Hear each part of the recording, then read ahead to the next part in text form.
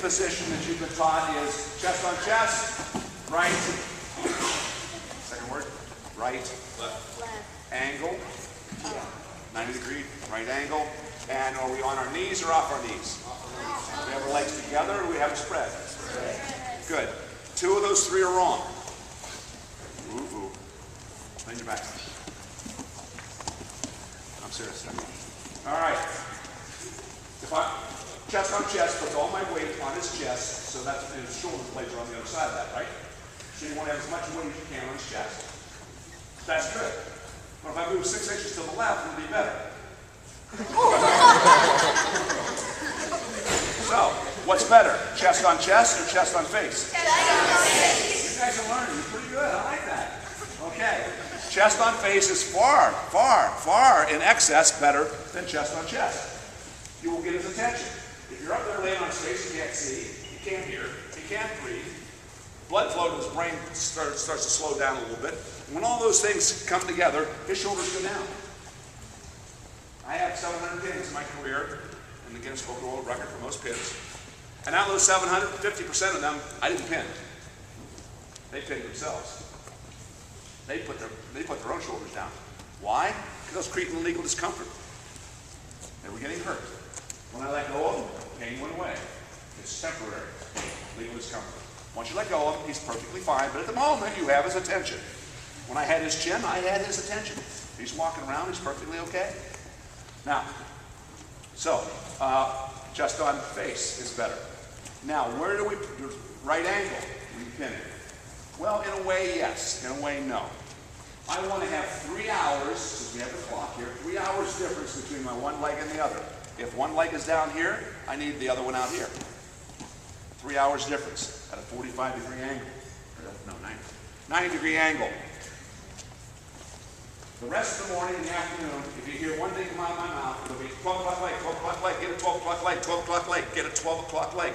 You know where 12 o'clock is. It's pointing out the top of his head. Good. Lay on your back, stud, bud. Yeah. All right, right in the middle, circle. Yeah.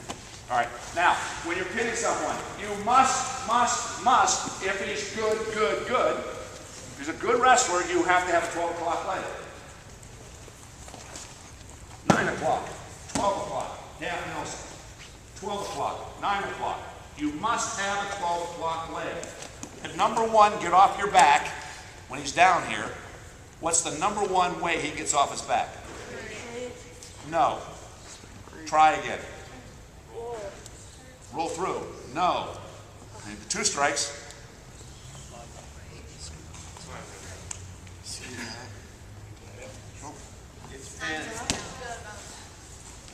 That's the number one way kids have getting off their back. They slide, they scoot out of bounds. Now, just for the coaches to understand, separate this like that. It makes the black line. From this black line to where my foot is, if I walk the whole way around the mat, there, like this, the area that I'm covering here, 4 foot in from the out of bounds. All right, coaches, what percentage of the wrestling area is within 4 feet of out of bounds? Mr. Aiken, you got the first shot. I'll say 25. 25. Coach? 50. All right, where's my Kansas guy? 75. 75. We have 25, 50, 75. 75, 75, 85, ding, winner. 70%. 70% of the wrestling area is within 4 feet of out of bounds. So you have a 7 in 10 chance when you put a guy on his back of him being within striking distance of getting out of bounds.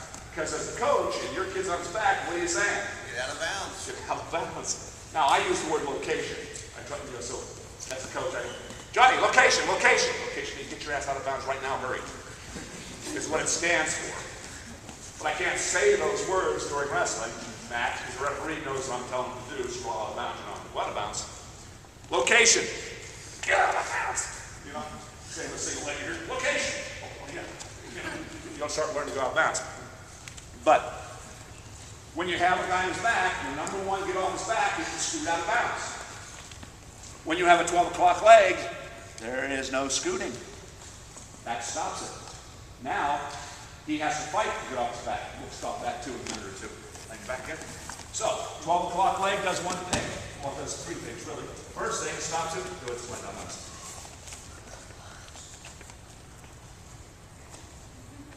You can't drive through that leg. Not going anywhere. Okay. What am I doing with my thigh? Blocking his head. You know, and for you, that scrawny arm you have, when you're picking a guy's head up, his neck is this big and your arm's that big, you get your head here, your arm's going to start quivering trying to hold his neck up. So you just reinforce it with your leg. So now my arm can hold his head up, but I'm reinforcing it here. So my arm is not going to lose the battle of who's stronger, the neck or the arm. Well, I'm bringing the leg into the game here going, you ain't going to win this one. Okay. So, 12 o'clock leg keeps him scooting out of bounds, also helps hold his head up. So, we always have a 12 o'clock leg. If you have a headlock, 9 o'clock, 12 o'clock. You have a 12 o'clock leg on a headlock. Period. No other argument. Okay? And 9. Don't have your legs out the side like this trying to pin it. He can scoot. He can fight. Okay? And this leg is too close to those legs when you're doing it this way. If he gets his leg over and hooks in, now you're at a disadvantage in your fight. I want this leg as far away from that one as I can get. I'm going to go 9 and 12. Okay? And I turn this hip down, this leg down, where he's never going to find that leg now. Okay? If I have it up here, like this, it's up in the air and it's easy to hook. 12 and 9, here.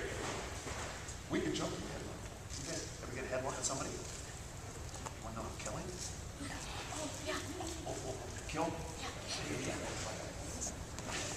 All right, now, when you have a headlock on a guy, well, there's 3 I'm going to show you. 2 we can do. The other one's just more of a clinic move. Right? From here, what they're going to do is they're going to push on your face. And they'll do that. And you say, what do you do with your hand on my face? Get your hand, take your thumb away from your index finger. Go right here. Get your hand off my face. Thank you. So you push his hand off your face, and you put his hand on his face. It's only fair. Now where my hand is, I put my shoulder in. I lower my shoulder down to that location. Lower my shoulder down. Now that traps the arm, and I got a free hand. I lock my hands here, and I whisper in his ear, good night. Because when I squeeze here, blood stops flowing both directions. Things start to get grayer, grayish, black, and he passes out. But hopefully, this will happen before that. So when you squeeze like this, like right now, he's not having a happy day right now. So I go, okay, so he pushes on your face, you jab it across, lower your hand, say goodnight. Okay, the other one is they lock their hands around your rib cage, and they're ready to do what? Roll you through. Now, come on, hang on, squeeze, come on, there you go. Is this arm straight or bent? Bent. It will always be bent. When we chill this, some of you guys will get smart, you'll straighten your arm so it doesn't work. But in a match, you always will bend it because you're squeezing him so you can roll him on through. We're going to take our forearm here, we're going to get down and catch his elbow here. This is going to touch here. Okay, now lock my hands.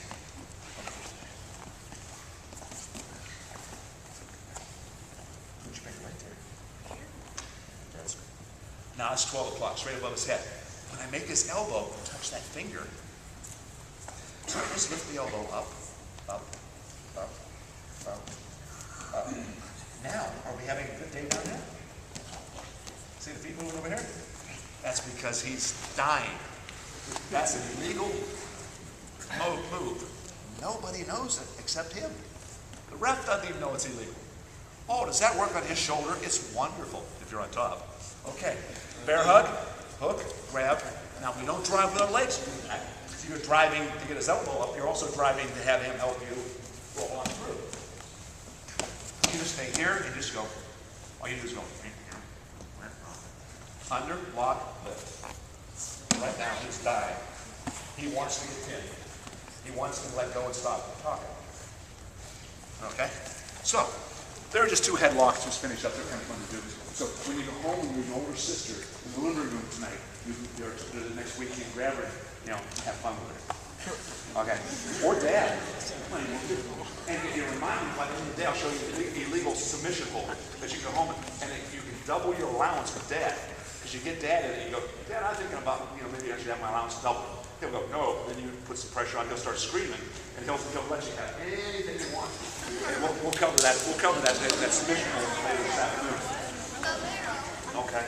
So when we go back, we're working on 12 o'clock leg with a half Nelson. You come on out with your partner. Okay. We've been dismissed for the day.